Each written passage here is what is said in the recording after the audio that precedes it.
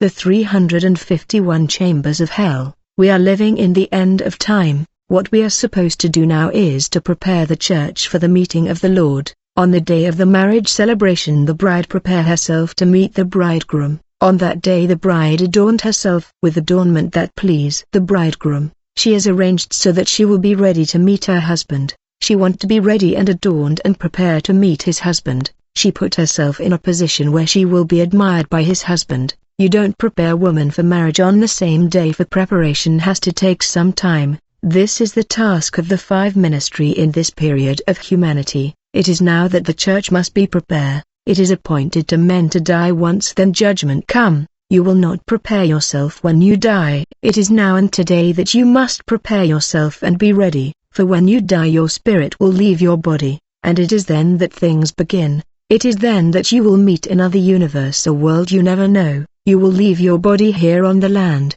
and everything that you do with the body will be left here. It will be buried because it was drawn from the dust and it will return to dust. However, your actions and deeds will follow you after death. In case you like wearing miniskirt, you will find yourself with miniskirt beyond the grave, and it will serve as a judgment. Yesterday I mentioned souls that were in torment because of indecent clothes. It was dreadful to see these people in torment because of their clothes. They were lost forever. It was too late for them. As we were leaving, these souls were crying to the Lord to deliver them from the huge pit of great fire. The whole thing was inexplicable. The flames of hellfire was increased deliberately to increase the suffering. I saw millions of souls falling in ocean of lava because of indecent clothes that they were wearing, which accompanied them beyond the grave. Demons were gathered beside this pit and were celebrating for the souls that they have won, and they celebrate the torment inflicted on these souls. Often they pulled souls out of the lake of lava in order to torment them to a place that had countless cells with millions of souls.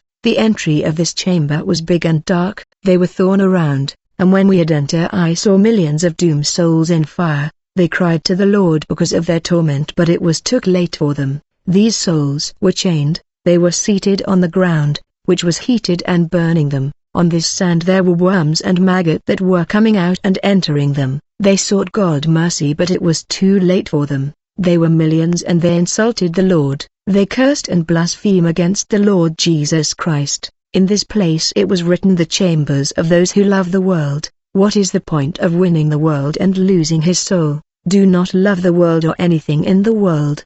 If anyone loves the world, the love of the Father is not in him. For all that is in the world, the desires of the flesh, the desires of the eyes, and the pride of life, is not from the Father but from the world.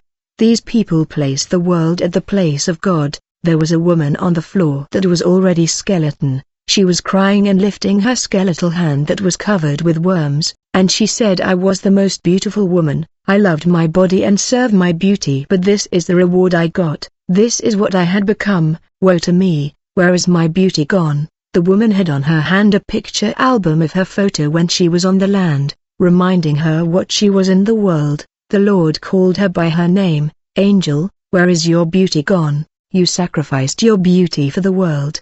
The lady called Angel had the head down. Her skull was perforated and fire was coming out. She said, Lord, I regret. I gave myself to my beauty, which was the center of my life. I was the most beautiful lady in the neighborhood.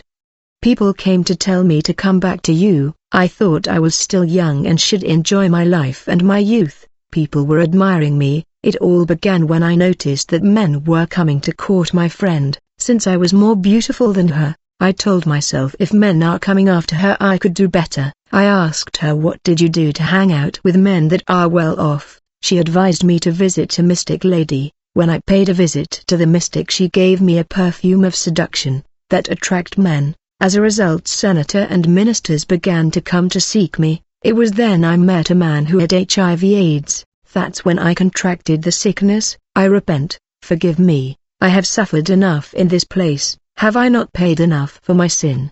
While she was talking, the Lord was shedding tears. The Lord said, it is written, beauty is vain. The lady said, I remember the pastor coming repeatedly to warn me to abandon this life of prostitution, but I ignored him. I have been warned enough. Woe to me for rejecting the warning. I used to say I have to enjoy my youth, but one day I will give my life to God. It was too late for this sister. Beloved, you must understand that the issue is not to live longer but to be ready.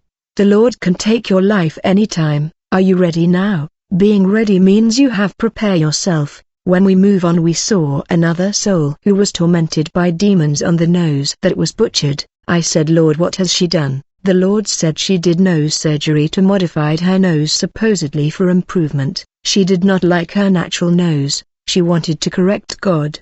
That's why demons were butchering her nose. My brother and sister, we got to remain natural. Artificial modification will condemn us. I saw more horrific torture in this place. I saw another soul who went to do artificial teeth gap. A diastema is a space or gap between two teeth. A demon was using a saw to cut his teeth. The demon said to her, you wanted to be more beautiful. You went on to pay to have a diastema to become more attractive. That is why we are doing this to you. The lady said, I did it to be beautiful on earth, but I don't need it here. The demon replied, be quiet, we will torment you forever and ever.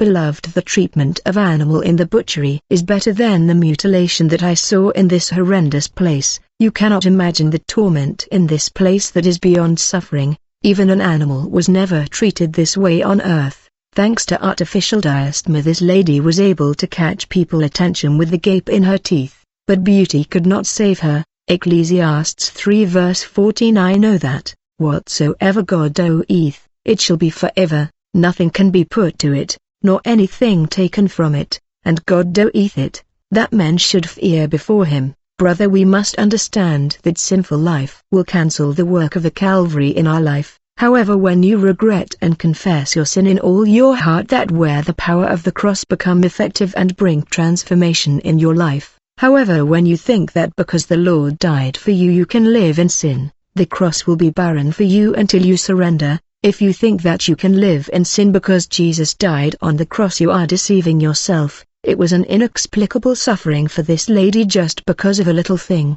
There were more than 50 demons tormenting her.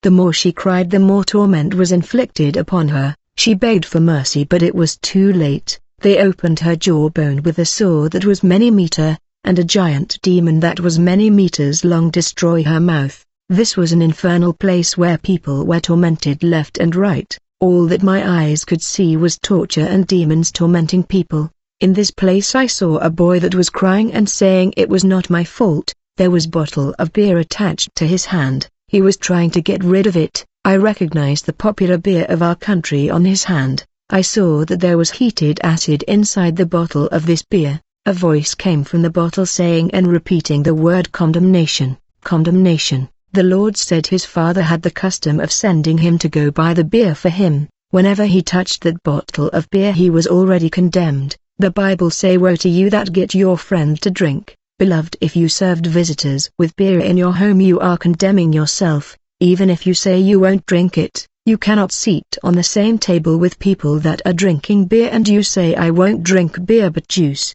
Whenever you sit on the same table with people drinking alcohol, you are participating in their sin. You that buy beer for people, you are condemned.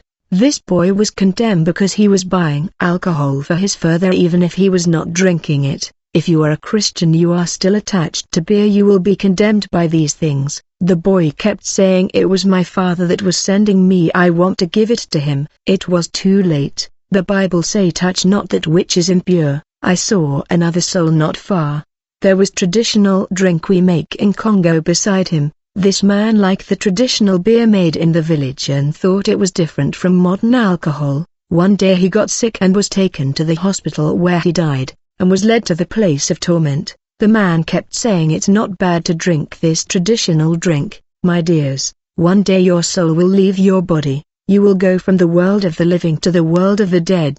Many don't know where they are going, but the Lord went to prepare a place for you and me. Don't go to the place of humiliation. I saw another soul that was forced to breathing hot sand in her nose because he was taking taba on the land and was supposed to continue to do it in hell. It was unbearable. Beloved, very little and negligible things are leading many souls to this place. I saw another soul that was tormented by demon because he used to watch a world music program called Star Frequency. Yet Christians are supposed to have nothing to do with world music. There were demons playing music before him.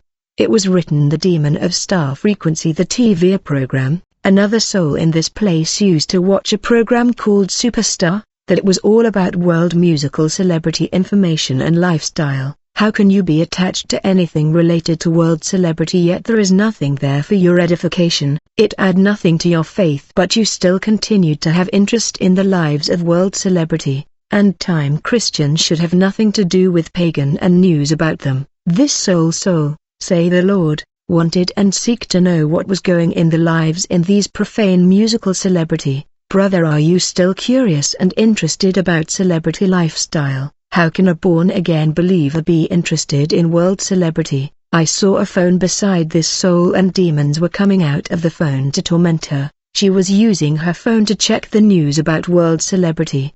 Beloved, when you often spend all your time on the phone for all day, it's become idolatry. You don't sleep in the night for you are all the time online. This is a distraction and idolatry. She always kept up to date about modernity and urban life, for her eyes were focused on the world, its fashion trend and what it offers. Yet we must be attached to Bible reading, which is the source of happiness of the saint. We are wasting all the time in social network that is consuming all the time that was supposed to be dedicated in God's presence in meditation and prayer. This book of the law must not depart from your mouth. Meditate on it day and night, so that you may be careful to do everything written in it.